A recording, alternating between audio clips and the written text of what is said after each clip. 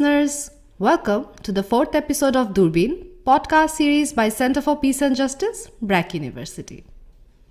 This exclusive episode features Laetitia van den Assum. Laetitia is a former ambassador of the Kingdom of the Netherlands. She was also a member of the Advisory Commission on Rakhine State, chaired by the former UN Secretary General, late Kofi Annan. During her conversation with CPJ's Executive Director Manzoor Hasan, Laetitia looks at the big picture of the protracted Rohingya crisis, reflects on her work on the Rakhine Advisory Commission, and outlines what safe, sustainable, and voluntary repatriation would look like. Finally, she responds to the pressing question: has the international community forgotten about the Rohingya? Now, let's hear from our guests. Good afternoon, Laetitia. Wonderful to have you with us at the Center for Peace and Justice, BRAC University, and welcome to Dhaka. This is your first trip, as far as I know, yeah? Yes, definitely, and thanks for welcoming me. It's great to be here and to be in conversation with you today. Well, I'm looking forward to it because I want to know more about the work that you've been doing over the last few years. But just to go back, we won't give any years, but you've been a Dutch ambassador, Dutch diplomat for a number of years. Mm-hmm. Tell us a bit about that as an intro to the people who are listening to this conversation. Yes, I've been working for the Dutch government for many years. I'm retired now, and call myself an independent diplomatic expert. And go around assisting organizations and groups that think that I might be of some assistance to them. And I think, my first experience outside the Western world was started in the 1980s. I'd spent about 10 years then in the Foreign Ministry in The Hague, mostly doing work on the United Nations. And the United Nations, that does run as a red thread through my diplomatic life. I've always been very interested in multilateralism. But I had the opportunity from 1988 to 1992 to take a leave of absence and to join the United Nations. And I went to UNICEF in Tanzania as the head of their office there. And of course that was a completely different experience from anything that I had done before. It was very important because it was very different from other countries that I had visited. And to have the good fortune of staying there for almost 5 years, you learn a lot. And what I think it's, what I always think is probably the most important characteristic for a diplomat to have is to be curious, to have a curious mind. Mm-hmm. You have to be interested in others. And yesterday, I think I asked you a question.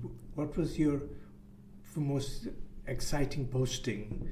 And you said, it's really where the major challenge that I faced that became the most interesting posting. Can you say a bit more about that? Yeah, I mean, some people will say, "Oh, you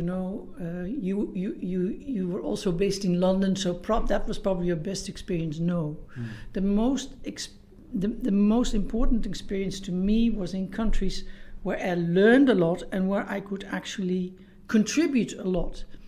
And if you are in a big city like London, where you have 193 other ambassadors, it's much more difficult to make it really exciting. Although I was very privileged, of course, to have been there. But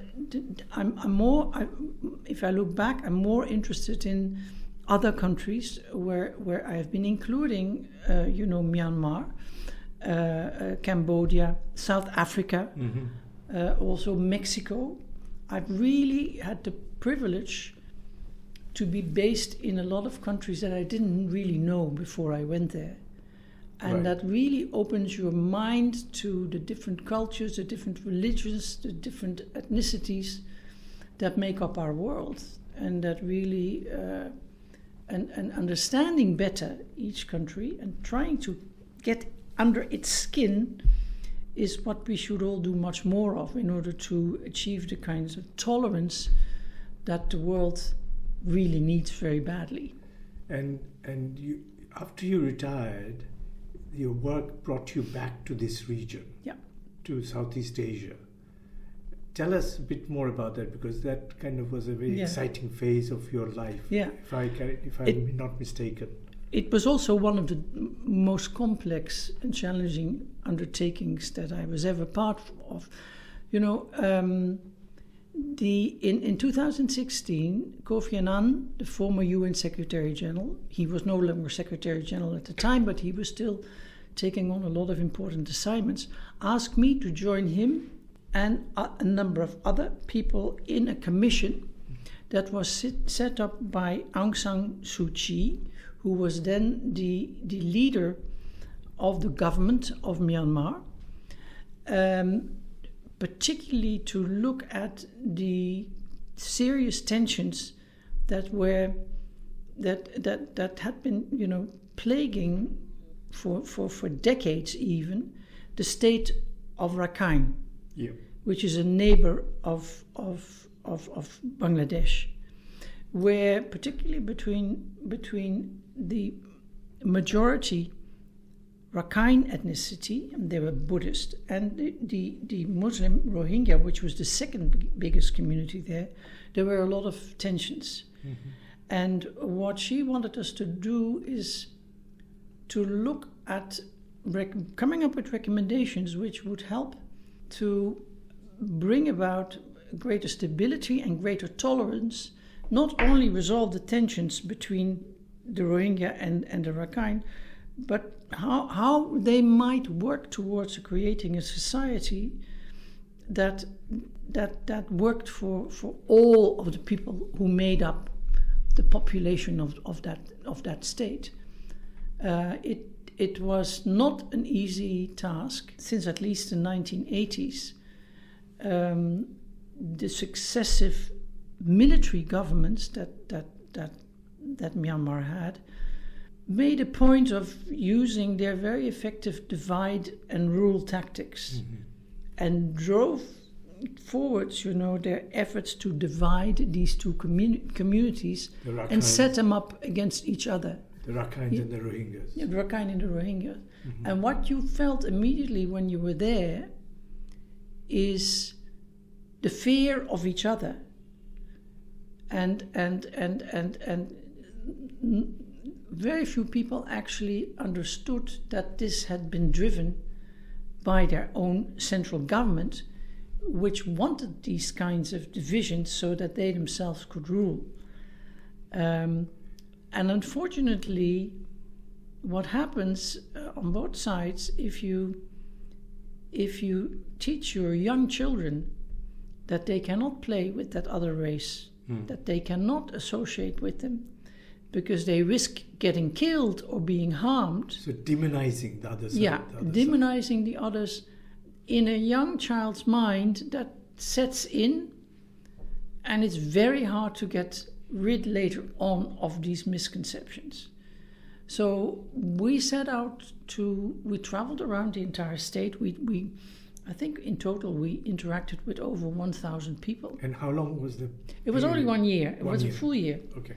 We interacted with over 1,000 people, then came up with a number of recommendations that we believed would help the way forward. And one of the most important of them was that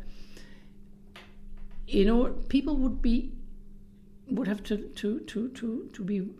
learn to live side by side.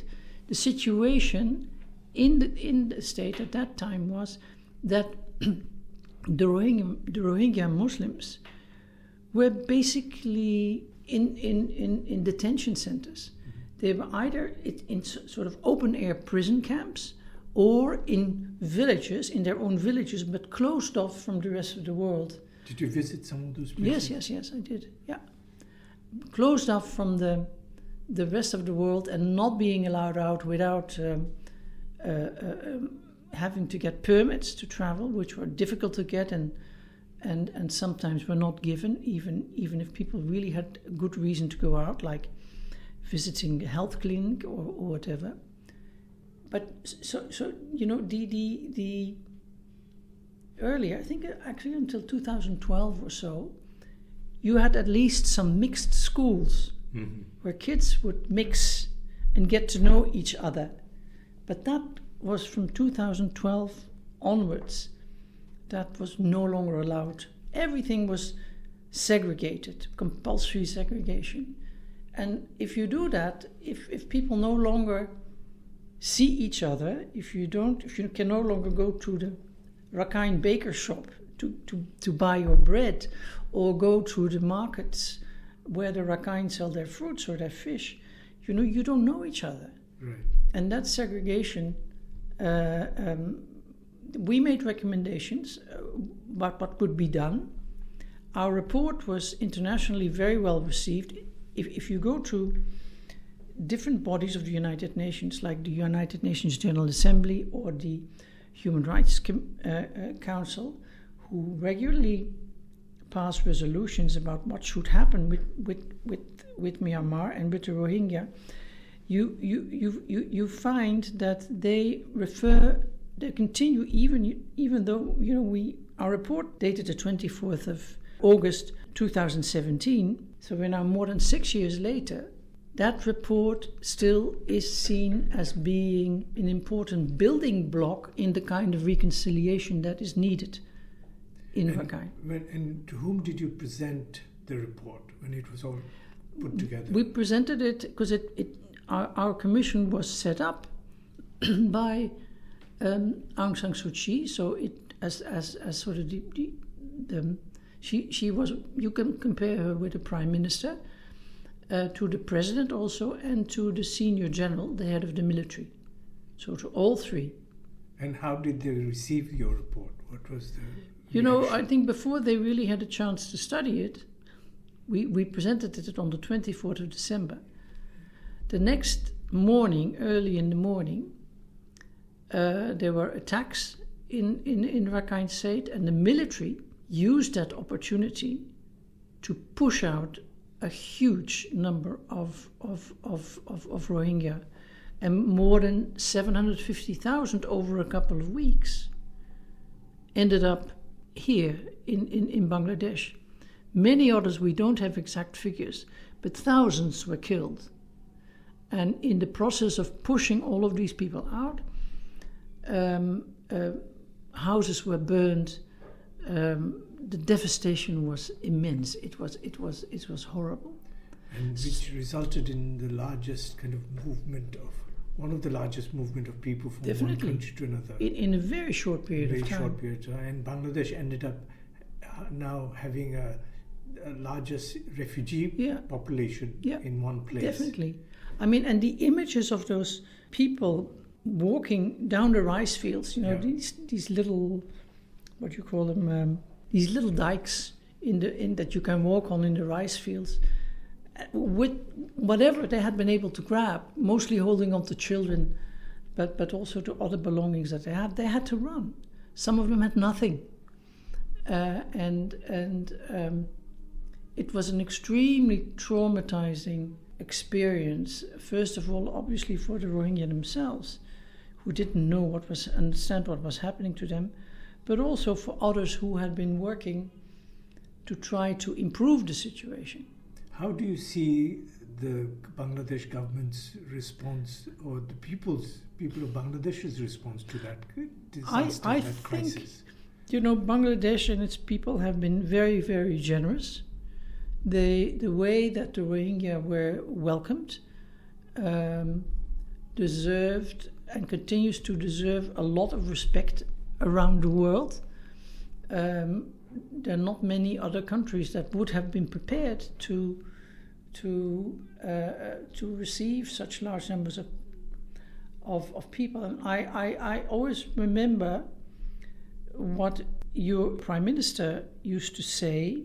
She compared it to the experience of Bangladesh with its own genocide. In 1971. In 1971, and that it was impossible to turn these people back because of what the people of Bangladesh themselves had. Exactly. So, and that really made a strong impression. And obviously the strain now after 6 years is growing. But just to go back, Laetitia, this was not the first time that the refugees came over from Myanmar, right? Yeah. It happened before. This was the largest influx that happened. There were two major earlier influxes. One in the late 70s, which maybe 200,000 people, and again in the early 90s, also around 200,000. I think I'm not quite sure, but that's the approximate number. The problem was they did go back, but found very quickly that nothing had changed on the ground. When you say nothing had changed on the ground, structure, the social structures, the way they were being ostracized, and generally, gradually, I should say rather, their identity was actually taken away from them. If you look at the earlier wave in the late 1970s, at that time they were still considered citizens. The law was changed. Gradually, a new law which came into force into 2000, in 1982, took away their citizenship, and all of a sudden they were seen as outcasts, and they were told that they were interlopers, who illegally crossed from Bangladesh, which was not the case. But that again is a story that the military regimes, the successive military regimes, used to antagonize the other populations in Rakhine State to turn against them. We'll come to the big picture in a minute, but I just wanted to remind listeners that you didn't finish with the report on the state of Rakhine, headed by Kofi Annan. You presented the report, and then you kind of carried on looking at the issue of the Rohingyas and the way they've been treated, and till today you're looking into this issue. So can you tell us a bit about what happened since that report and now? What has happened with your interest in this region? I think if you've spent a year on doing such a report and then are confronted with the day after you present it and the entire population is forced out of the country, that really made an enormous impression on me, that was even thinkable. I never ever imagined that would happen. So with the knowledge I had of Rakhine State, with the knowledge I had of Myanmar generally, I felt that if I could, I would stay involved. And I have, over all those years, I become a public speaker on these issues. I've published many articles on the Rohingya and helped many organizations to best of my ability to share my experience and my insights into what is happening in Myanmar now, and how it might be possible to create an environment in Rakhine State that Rohingya could actually return to. And here, this brings me to the issue of repatriation. And I've heard you say that the Rohingyas themselves want to go back. Yes. And the top priority of Bangladesh is to also repatriate. Yeah. We as refugees, people have right to return to their own country. Now, what do you say to this? Is it repatriation per se, for the sake of doing it, or there has to be an environment to which they can go back? And if it's not right, then, as you said earlier, they will again be back. Yeah. Tell us a bit about that. Well, I think you're absolutely right to say that the Rohingya want to go back. They almost all Rohingya you speak to desperately want to go back because this is their home that they want to return to. But the conditions have to be right. It's not a question of going back or not. They want to go back, but the situation has to be suitable for them to return. Because if you don't do that, if you don't change the local situation that they had to flee from, they might be back on your doorstep in Bangladesh again, just like they were in the 70s and the 90s. So I think I'm aware of your government's efforts to discuss repatriation, and what is really, it's good that these kinds of discussions take place. But all those engaged in those discussions have the joint responsibility to ascertain that the conditions are right, that the Rohingya can return safely, voluntarily, sustainable, so meaning not feeling compelled to leave again. And at the moment, these conditions are not yet in place. What needs to be done, most of all, is to pay more attention to the kind of mindset that has to be changed on the part of the Rakhine population. There has been no effort since 2017, when the Rohingya led, to have this conversation amongst the Rakhine. Well, what actually happened? How were we involved in this? Did something go wrong? Did we do something wrong? Was it just the Rohingya who were to blame? Were we both to blame?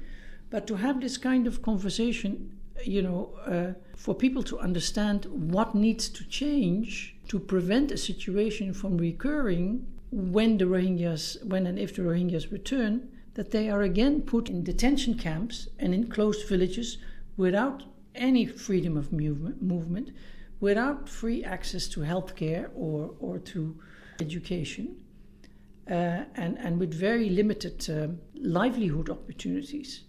If that happens, the chances of them returning to Bangladesh and asking to be welcomed again are really high. So you've been looking at the bigger Myanmar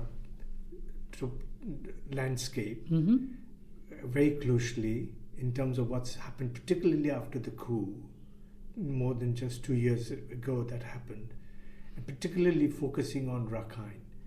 What do you see? What can you tell us in terms of the situation that we find ourselves in now in Myanmar as looking at the big picture? Yeah. But the first thing you have to realize is that the military regime, which was responsible for pushing the Rohingya over the border into Bangladesh, is now actually in charge. They've taken control. There was a coup in early 2021, 2.5 years ago.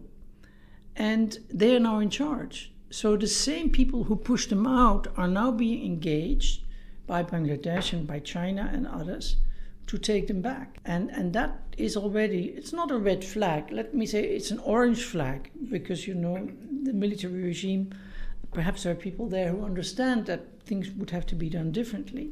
But it cannot be automatically assumed that without appropriate measures to prepare the ground for the return of the Rohingyas and have these conversations with their neighbors, the Rakhine and other smaller communities there, that the return will remain peaceful. It's, if you look at the whole concept of transitional justice, transition from a very difficult situation of violence and war and of distrust to one of a much more peaceful environment, there are a number of things that you need.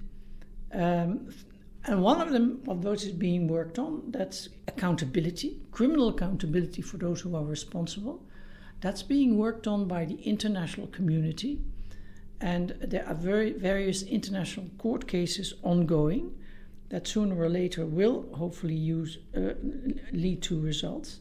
But there are other mechanisms that need to be in place that encourage people to come forward and tell the truth about what happened, why these misunderstandings were there, how they can work together to overcome, the perceived differences, and work together to build a much better Rakhine State.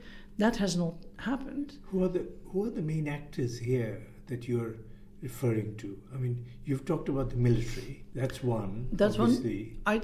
It's also the civilian government that is in place. You have I think probably the entity in Rakhine State that is the most powerful one. Mm-hmm. Actually more powerful than the military regime. certainly the most popular one is the Arakan Army. And the civilian equivalent. And the civilian branch, which is the United League of Arakan, which have since 2017, since the Rohingyas left, gained a lot of ground in the state and have built alternative government structures, including, administrative mechanisms, also judiciary mechanisms for dealing with criminals and offenses and all these kinds of things. It is new. It has suffered greatly recently from the terrible cyclone Mocha, which hit head-on into, I think it was Rakhine State, which was hit worse than Bangladesh. Bangladesh was also hit. Yes. But it was more borderline than... It was the worst storm to hit our Rakhine State in 100 years, they say. So there's a lot of destruction that has gone on. But they are rebuilding. They're very resilient. But it's a movement of fairly young people. If you look at some of the generals that are in charge, they're older, they're retired. But these are young people who are very keen to create their own environment. But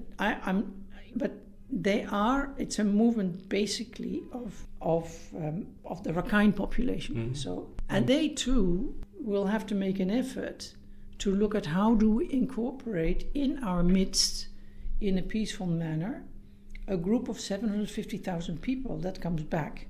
From what you've seen, what you've read, do you see any positive indication in terms of having a dialogue, discussion between the Rakhine and the Rohingyas? It's difficult to say because many of them are actually here. More Rohingya are here than you have in... But the ones that are there, efforts have been made to incorporate some of them into these civilian structures that they are building. And they are certainly also, the Arakan Army has also clearly stated that they are willing to speak with Bangladesh about the repatriation of the refugees if they are recognized as a stakeholder in Arakan. And here you get into sort of a diffuse situation where I'm a diplomat myself, and diplomats are very used to dealing with situations on a government-to-government basis. And the government, in Myanmar is the one that sits in the capital of Naypyidaw. Yes. But it's not necessarily the entity that has control in all of the country, and also not in Rakhine State. It's at best mixed control. So you need to be prepared to look much more closely at other actors and whether ways can be found by Bangladesh or by others to engage these others in a conversation about repatriation. And what's important also is the National Unity Government, which is a parallel government. It's not the official government, it's a parallel government which was set up almost immediately after the coup. And what they did actually immediately in 2021, I think in May 2021, is they adopted a Rohingya policy. They recognized that this was a problem, and they set out how they looked at this situation and what they were prepared to do. And even then, from the very beginning, they spoke about the issue of citizenship and that a way should be found to give citizenship to the Rohingya. More recently, they have been actually working on a new citizenship law and have said that if they are going to be in power, citizenship should be based on birthright. If you are a child born of citizens of Myanmar, then you are also a Myanmar citizen. And if you are born in Myanmar, you're also a citizen. So that's really important because at the moment, the citizenship law that Myanmar has had since 1982 only allows people to be citizens who belong to 135 different ethnic groups, and they're named. And the Rohingya are not part of those.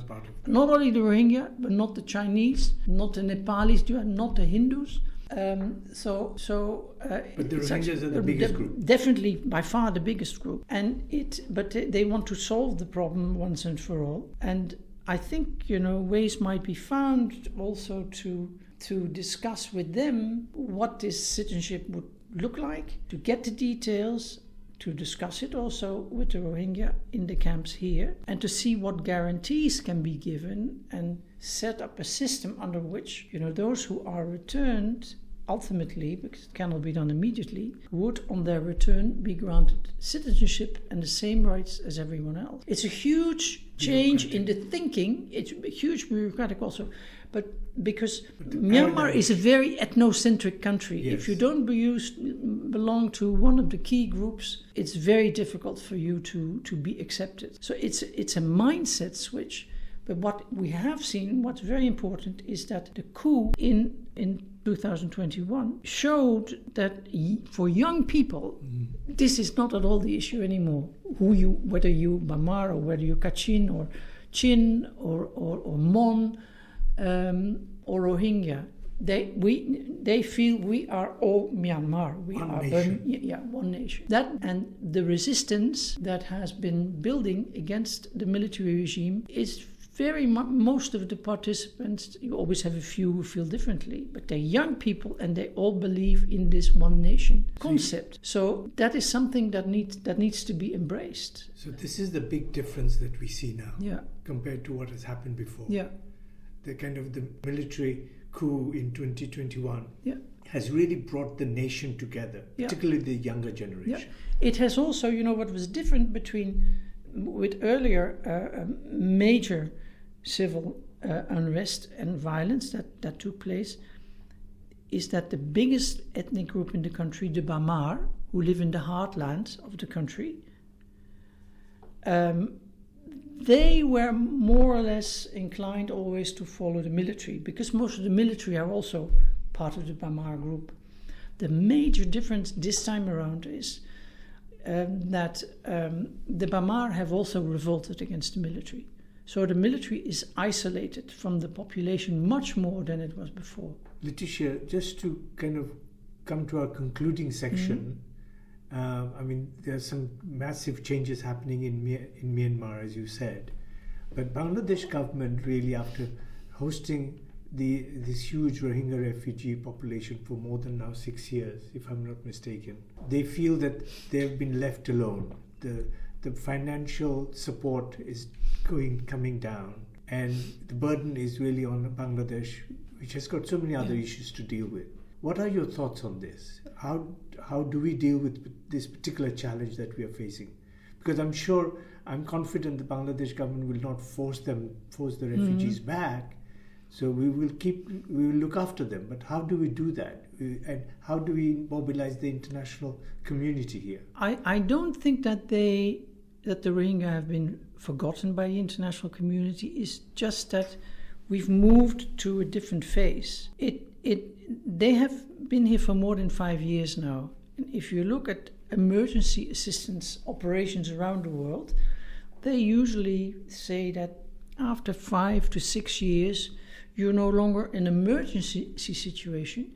They call it a protracted situation. And, the priority for, as far as available funding is concerned, goes to newer emergencies. Those emergencies, those are the ones that we see on our television screens. Yes. That doesn't mean that the protracted ones are forgotten. But we have to look at them differently and to see what can be done to find other sources of funding to assist, in this case, the Rohingya in their search to become more resilient, in their search to have better access to education, in their search to prepare themselves better for a return to their homeland. And this requires, I see it also as an opportunity, because it's a major change in mindset that requires international organizations and foreign donors also to look at it differently and to see whether they have other sources of funding to support this new transition that is taking place, where much more closer looks will have to be taken. How can we gainfully employ them without taking away employment from the local population? Because that nobody wants to do. Sure. But you have a huge camp community where there might be a lot of opportunities for gainful employment within the camps, more access, probably to greater tolerance for trade. I think one of the problems that was felt in the camps is that over the past couple of years, the intolerance grew against markets, local markets within the camps, and many of them were actually torn down. Whereas, just selling food items and everyday items for survival, it's very important if that's close to where people live.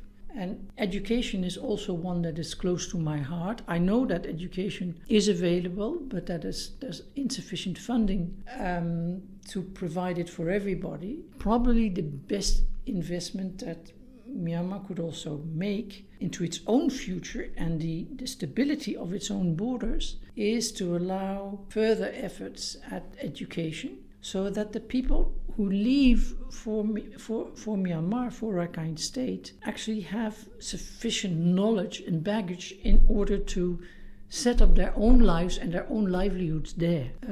But again, let me emphasize that on the whole, really, the world owes a debt to Bangladesh for everything that it has been doing. And I think you were right in saying that it's unlikely that Bangladesh would return people against their will, and that it's well aware of what is happening across its borders, that the situation has to be right, which is why I think the problem is not in Bangladesh, the problem is in Myanmar. Yeah.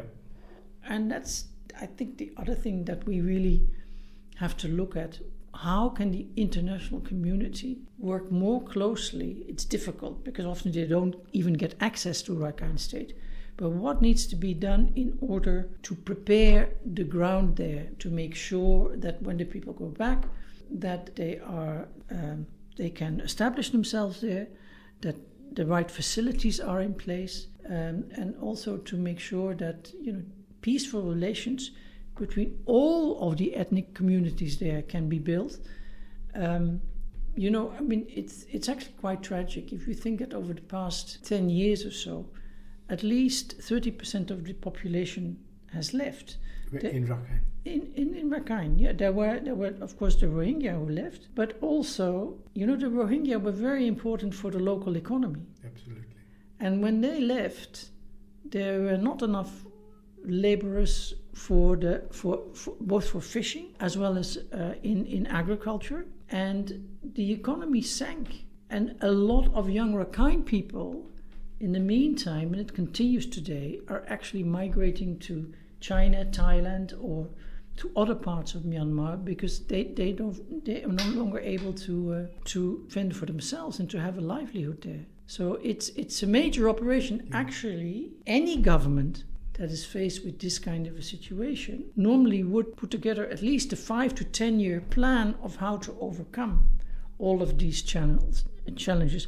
Now, granted, that time, that is unacceptable. But you do have to have, once they start returning, a plan over what will unfold over their first 10 years there. What needs to be done? What needs to be given priority? Schools have to be built. Livelihoods have to be identified. Luckily, there is quite a bit of international interest on the part of investors in Rakhine State. And it will be very important to see how these new populations can actually be incorporated in the plans that have to be in place to train the necessary capacity to meet the demand for the new kinds of workers that will be required. And geopolitically, also the region is becoming more and more important. It is, because you have two major countries. The biggest one is China, which looks at the naval port of Chaopyu, from where you already have oil and gas pipelines running all the way up to Yunnan province in China. Yes. China wants to invest more, wants to start another port there, build railroads, and they sort of see Chaopyu, that big port, as the back door to China from the Bay of Bengal. So that looks very promising, but it has to be dealt with very carefully, because we've seen also that some countries, think of Sri Lanka and others, have become highly indebted because of the efforts of the Chinese to build ports and infrastructure, and it's the host country that ends up paying for it. So this is not something that should be decided overnight. The other one is further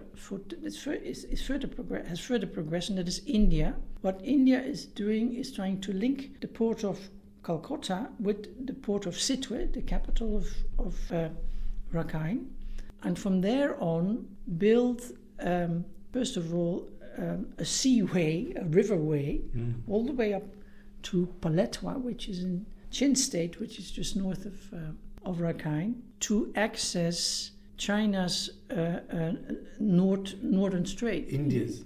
In India's, yeah. It's Mizoram, Manipur and Nagaland and all of these others there, because it's very difficult to reach them from India. It's more difficult to reach them from India than to ship everything via Sitwe, then first by boat and then later from Paletwa up by road.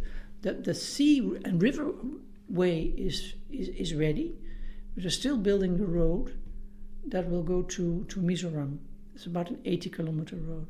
So that's also another major undertaking that will bring benefits to the state. So Laetitia, I mean, we have covered a lot of issues here, and I think we could have gone on for a couple of hours, if not more. But easily. I think what we will do is we will say goodbye to you now, but thank you for joining us today on this CPJ podcast series. But I can assure you that we'll come back to you, or we'll invite you back to Dhaka for another visit soon, and we can then have another chat. That would be super. That would be really great. I'm enjoying my time here, and I think this chat is a great opportunity.